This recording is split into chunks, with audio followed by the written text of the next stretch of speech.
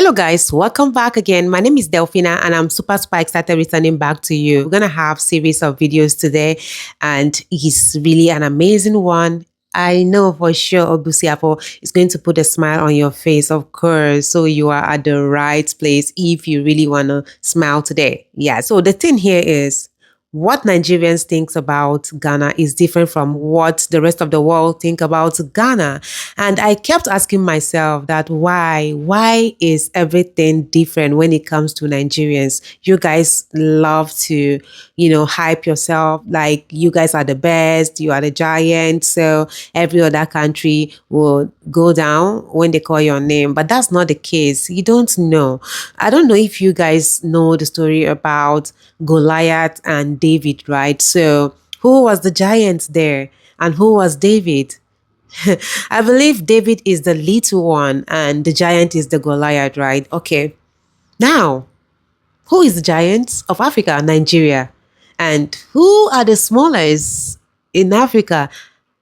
Ghana is part of the smallest country in Africa, but they are doing amazing. And the thing is that if not only una Nigerians that don't like Ghana, then it's okay. It's okay because obviously this video said it all, guys. Let's take a look at how foreigners are loving. Yes, read my lips. How foreigners love Ghana. Oh my God. Well, I know it's going to be like a dream to especially those of you that hate Ghana. But bro, sis, it's high time for you to open your eye where and see what is happening because this is the latest, okay? So if you think Ghana is like some kind of trash, then you lie because these people prove you wrong. Yes, I have not 1, 2, 3, 4, 5, 6 people, more than that, testifying. Are we all are ready for that? Let's jump into the video and please at the end of it, drop your thoughts in the comment section. Let's watch. Jovial, light-hearted, and caring. Oh, thank you. Those are really good words. Yeah. I like that. It's just a little story from yesterday. I was walking, I was on my way to the gym and I stumbled. Nothing serious, I really just sort of, and a man came towards me and he just sort of stopped briefly on his bicycle and said, "I'm sorry." Yeah. And it was so nice. Yeah. It wasn't his fault. Yeah. It wasn't serious, but he saw me. Yeah, and that I think says it all about Ghana. It's true. And in so many big cities, you can have people lying in the streets and people walk past them as if it's nothing. And here you stumble and people stop. Yeah. And some other foreign nationals Abagan has seen a Bromo Bagan has seen them according to almost say Omunya advice any guidelines hold the donor if you omonam for binomoa about that's not Ghana Hanu said your Ghana for life any Ghana living is it here. Nasa advice and guidelines omonam for a demaro mono and no one more bagan has it on my baby disona mami out the honome or can experience so far our Ghana has said your Ghana is a treating a fire suku hons and sem and fire even though said your Ghana for Ankasa binom and no a relating near the Ebusia for and young mammy will inquire hopefully omodosu ye pa air share or more experience and Busia yenti said and some is it TFA. One of the best advice that I got before we decided to move to Ghana was from a friend. When I was before we decided to move, we were trying to figure out what are we going to do when we get there in terms of earning an income. And she said, "Sis, when you come here, you do not dive into something straight away. You want to give yourself enough time to really understand the environment, the social construct, all sorts of things, and to make genuine connections with people before you decide to dive into anything." And that has been the most helpful advice ever because it's actually allowed us to truly take our time and try out different things and then decide, okay, we actually really like this and this is what we want to invest in. So if you're thinking about moving, don't be in a rush to get into any business because a lot of times you're going to rush in and you're going to end up rushing right back out because you didn't really have a clear understanding of what you're getting yourself into or even how business works here. So slow down. Everything will fall into place. There's no need to get here on a Monday and by Friday you're running a business. That's just my take, though. I'm really glad that we did it this way, like actually took our time to figure out what exactly it is that we wanted out of this life. 3 surprising fun facts about when you go to Ghana, baby. Number 1, they don't got allergy. There is no peanut, nut, seafood allergy. In America, a kid in the schools got a nut allergy, got a seafood allergy. It is so common. Even egg allergy. All I can think of is it has to do with the food. Number 2, you really do not see people wearing eyeglasses, and I also don't really be seeing people wear sunglasses, even though it's hot as Satan. The sun is not burning up your eye. Number 3, these doctors are on call, baby. You can call the doctor. Their actual cell phone. They're going to pick up the phone. How can I help you? And they will answer your question. But in America, the doctors call you back. It might take days. I know that this number is right around the corner, and I would love to make it happen for you. Okay. Hey y'all, so we're back from Ghana and we're really considering possibly sending our kids to boarding school in Ghana. What is y'all takes on boarding schools? Now, I done seen some crazy stuff at some of the boarding schools online, like just some of the back and forth, conversation about how they basically abuse the kids, but those are local, like government schools. How about the international boarding schools? What has been your experience, if you've had any experience, and would you send your kids to a boarding school? I know in America it's very uncommon.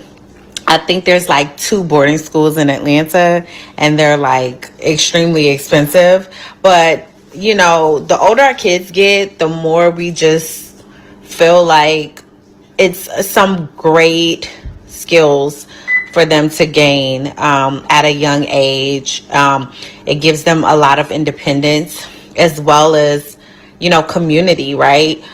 So would you send your kids to boarding school in Ghana? I don't know. Let me know in the comments. 3 things that surprised me in Ghana. I made a video like this and it got a lot of love, so thank you. And I'm here to share 3 more things that caught me off guard initially about Ghana. In the West, I feel texting is full of extra ha-has, OMGs, emoji. But in Ghana, I feel that texting is filtered. You text, hey, how are you? The reply, fine, maybe thanks, maybe some hearts if it's family, close friends. At first, I thought, wait, did I do something wrong? But no, it's just efficiency. Maybe it's cultural, maybe it's generational, maybe it's just me. But if it happens to you, don't take it personally. One thing I didn't expect is how personalized the service is in Ghana. At a gas station, someone fills your tank. In a store, someone walks you through the entire shopping trip. In the West, we're used to self-service, but in Ghana, it creates more jobs and it makes everyday errands feel like VIP treatment. Accra traffic, unmatched. But what is really unique is the roadside economy. People weave between traffic in Ghana selling everything. Cold drinks, sunglasses, motivational books, snacks, even plungers. It's not something you see in most Western cities, but it's innovation. People in Ghana see a need and create an opportunity. Did any of these surprise you when you first visited Ghana, or do you have some other cultural shocks? Share them in the comments and be sure to follow and share for more Ghana content.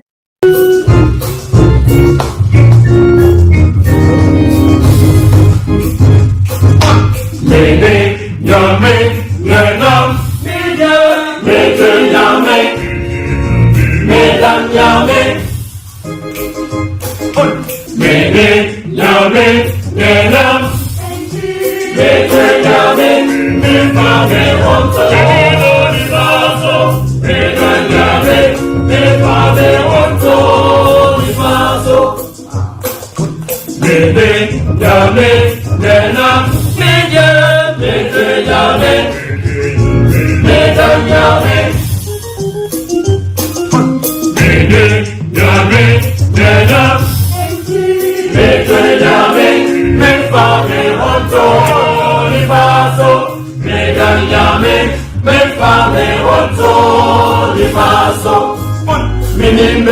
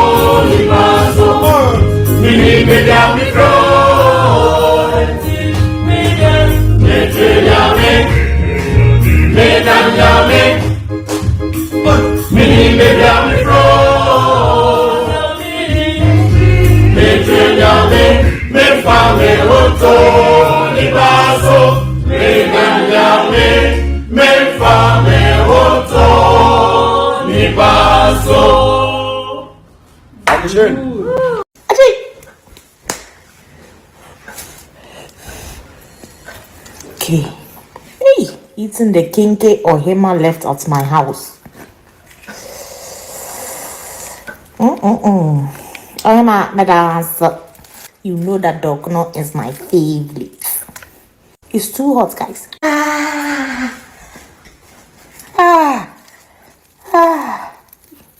Your mother. It's a nonsense. Oh.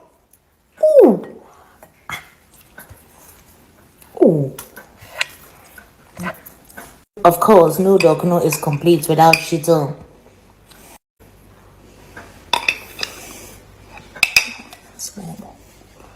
Oops.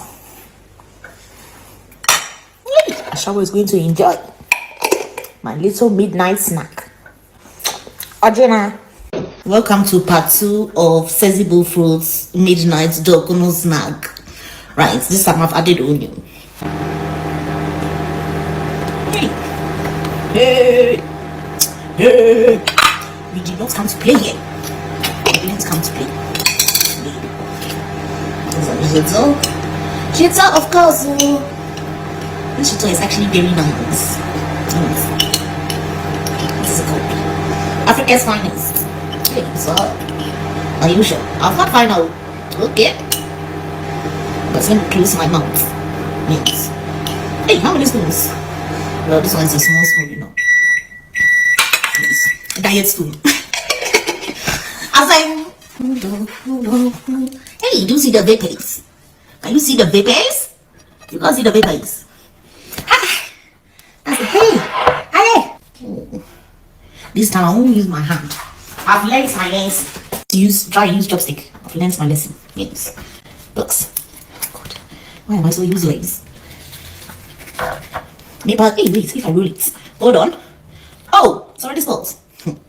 Physics, hold on. This one is physics. I don't want to splatter myself like last time. Blocks. Okay, one is out. Aha, thank you. Yes, released. Released without disaster. Hey, this kinky, Aden. Is it couscous? It's breaking apart like couscous. I won't order from this website again. No, it's not correct. Oh, thank you. You're giving me couscous. It's all breaking. It won't even stick together. What's the nonsense? You are lucky I'm hungry and lazy, so I won't complain. Not when it bends you, but it's the nice bending. That's the bending. It's the bending. It's a thin line between pleasure and pain. What's your say? It's not the kinky that's nice, though. It's everything else. The shitso, the meko, the sardine, the onion. Hey, the big okay. What time is it? 12:30. Midnight 30. Oh, but after by adding all the things that you sent me, the cassava was old. The kenke is like couscous. What is this? Is it kenke or is it gari? And you're kenke. I can't even you don't understand. The more I try to press it together, the more it's breaking. Don't worry, Afrobai. I'll use the rest of the gari kenke to make soakings with the not nice inkate you also gave me. Nonsense. What's your name?